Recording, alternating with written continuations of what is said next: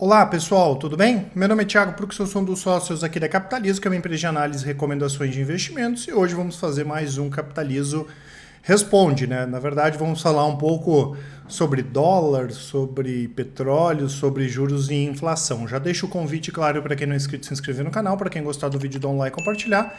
E não esqueçam também de nos seguir lá no Instagram, né? Essas perguntas que a gente responde aqui são feitas por vocês lá no nosso Stories, né, onde o pessoal coloca periodicamente uma caixinha de perguntas. Não esqueçam também de aproveitar a nossa promoção utilizando o cupom Independência, né? Lembrando que a Capitalizo é uma empresa de análise 100% independente.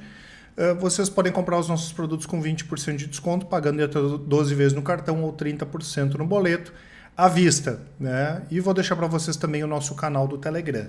Essa pergunta, tá, pessoal, que foi feita, na verdade, foi um compilado de perguntas. Muitas pessoas querendo saber sobre bolsa, sobre inflação, sobre dólar, sobre juros e especialmente sobre o petróleo, que bateu as máximas aí desde 2014 nessa semana, tá? Então eu pedi para o pessoal da análise trazer esse compilado aqui para passar para vocês. Até na semana passada a gente já tinha falado um pouco a respeito de economia brasileira, de economia internacional, tá? E hoje a gente foca nesses 5 tópicos aqui, tá? A primeira questão, né, pessoal, quando a gente fala, e a gente vai trazer uma visão de longo prazo e mais de médio e curto prazo e também falar um pouco sobre o Brasil e os Estados Unidos, né? E é bacana que algumas dessas questões aqui estão interligadas. Por exemplo, a inflação aqui no Brasil, né, a gente entende que é uma inflação que não é de demanda, né? O que seria uma inflação de demanda? As pessoas querendo comprar e ter dificuldade para conseguir comprar. A gente sabe que tem algumas coisas faltando, mas a gente não imagina que isso vai impulsionar a inflação aí para 2022, né? Não que a gente espera que a inflação seja baixa, ela não vai ser baixa, né? Se a gente pegar a inflação aí nos últimos 12 meses, está na casa de 10% IPCA e mais de 17% IGPM, mas a gente não espera que a inflação será tão alta em 2022 quanto foi em 2021, tá? Então, a inflação aqui no Brasil, ela pode extrapolar? Pode, né? Mas dificilmente em função de excesso de consumo. Até porque a nossa taxa de desemprego ainda é bastante elevada, né? E o Brasil não vai ser das economias que deve mais crescer em 2022, até porque o juro aqui está bastante elevado ainda no Brasil, tá? Então, o que poderia acontecer, pessoal, para... vamos dizer, ser algum movimento muito negativo aqui? A gente teria que ter daqui a um pouco o juro subindo acima do esperado nos Estados Unidos, ou então alguma questão do dólar explodir. Vamos supor que o petróleo continue passando, a Petrobras não queira mais repassar os preços, ou o governo não queira mais que a Petrobras repasse os preços e tem interferência no preço da Petrobras, do combustível. O que aconteceria aqui? O dólar poderia subir, né? Então, se a gente tiver alguma coisa nesse sentido, sim, né? Ou o juro americano subindo mais, ou então o dólar junto com o petróleo, né, explodindo aí, por exemplo, a gente poderia ter a inflação subindo mais aqui no Brasil também, tá? Mesmo não sendo esse hoje o nosso cenário, é o que a gente ficaria de olho, tá? Já nos Estados Unidos, pessoal, a inflação está bastante elevada, dependendo do indicador que a gente for pegar, são os níveis mais altos aí nos últimos 15, 20, 30 anos, mas é o que tudo indica, ela vai começar a arrefecer no segundo semestre desse ano, tá? Lá é o contrário, né? A economia está crescendo bem, ela deve continuar crescendo bem, as taxas de desemprego estão muito baixas, né? E os salários estão aumentando, né? Mas a gente imagina que a partir do segundo semestre as coisas já comecem a arrefecer. Se isso não acontecer, né, pessoal, daí a gente pode ter sim os juros lá nos Estados Unidos sendo elevados acima do esperado.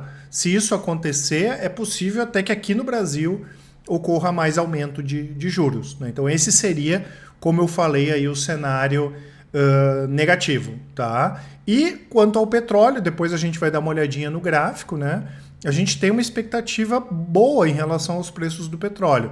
Primeiro porque sempre tem algum confronto, né? Oriente Médio, Emirados Árabes, agora a gente tem essa questão de Rússia, Ucrânia, sempre tem alguma coisa ligada aos principais produtores.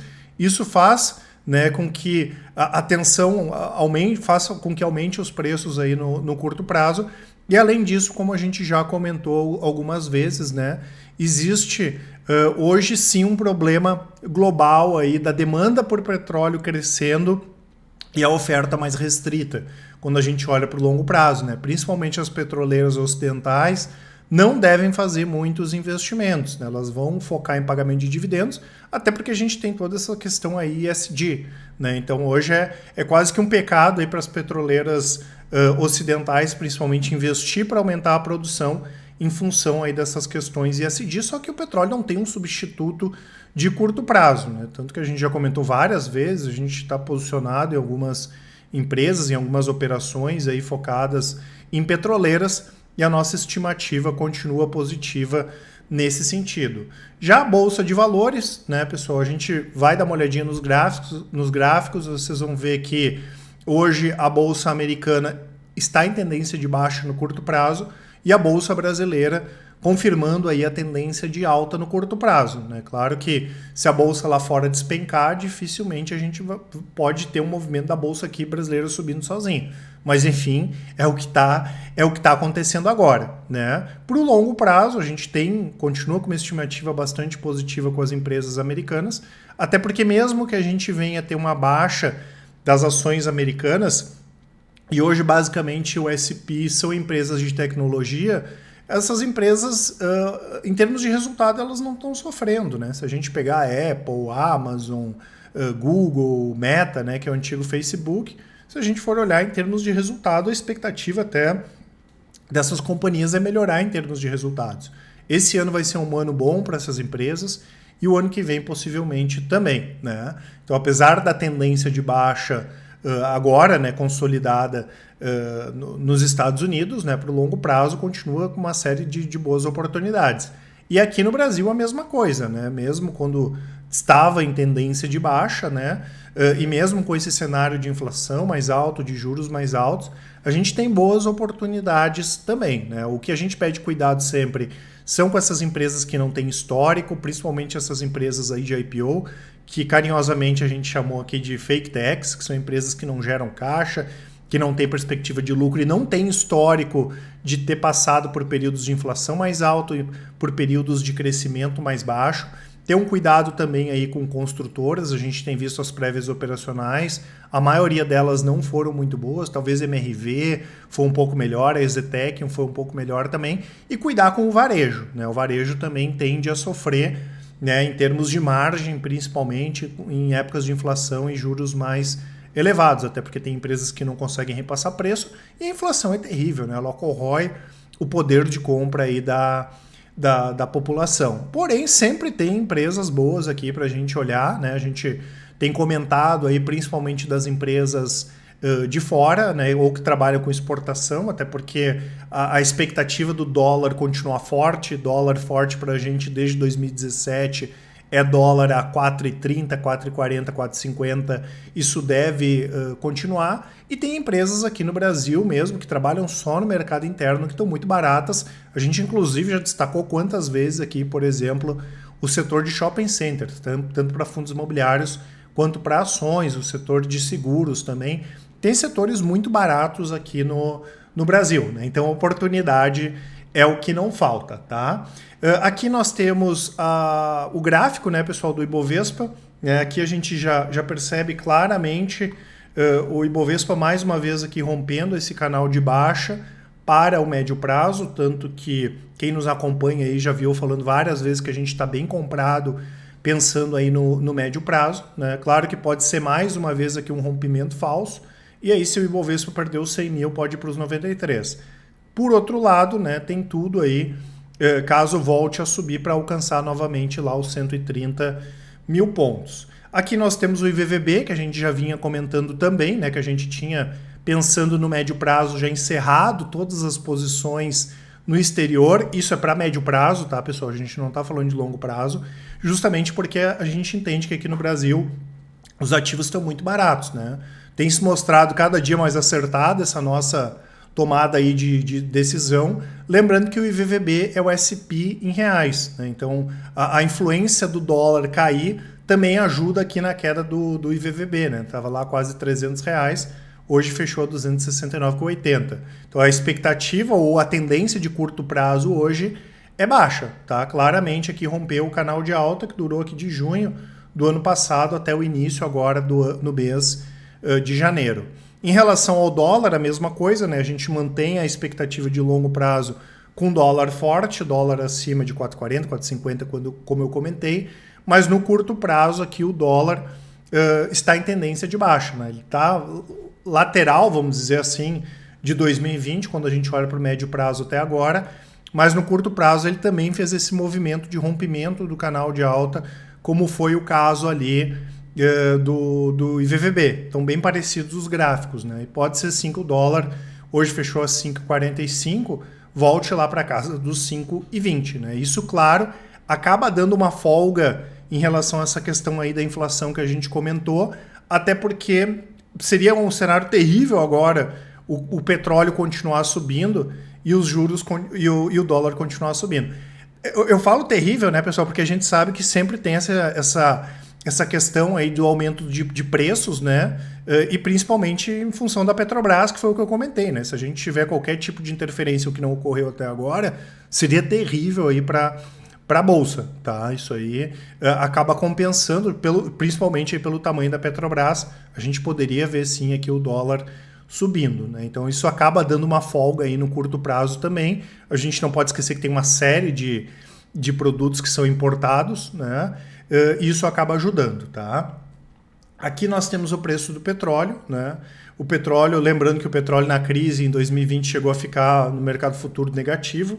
Esse aqui é o barril Brent, né?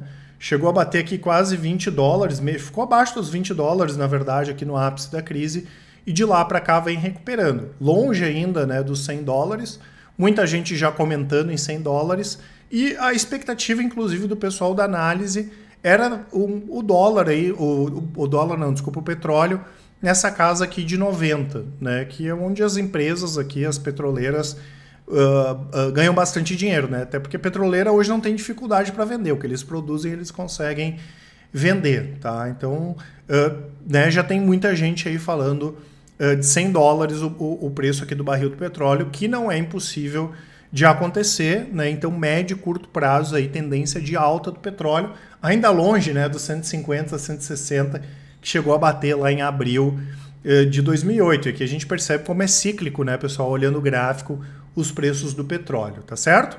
Isso que eu queria passar para vocês. Então, a expectativa que a gente tem no curto prazo, bolsa brasileira para cima, bolsa americana agora para baixo, é o que está mostrando no gráfico. Para o longo prazo, oportunidades nas duas bolsas. Inflação, né, o Brasil vai continuar elevado, mas não deve ser tão ruim quanto 2021. Nos Estados Unidos deve arrefecer a inflação no segundo semestre.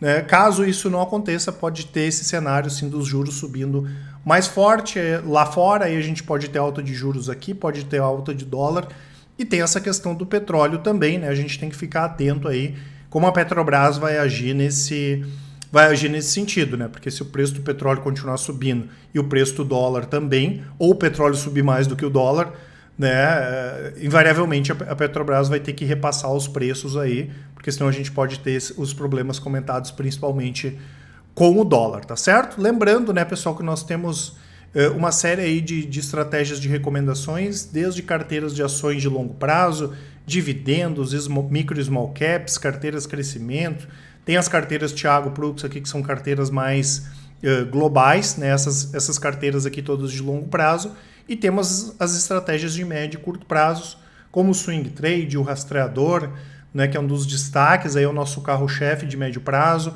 opções long short que são alavancadas, né? Então o que não faltam aí são estratégias para vocês. E aqui o desempenho histórico do rastreador, que em termos de resultado é a nossa melhor estratégia, 1991 contra 77% do Ibovespa desde 2017. Aqui o swing trade no mesmo período, 527 contra 77. Informações dos produtos aqui na descrição, assim como os nossos contatos. Qualquer dúvida, vocês podem nos chamar no WhatsApp, nos chamar no Telegram, que com certeza o pessoal do atendimento vai auxiliar a todos, tá certo? Um grande abraço e ótimos investimentos. Até mais!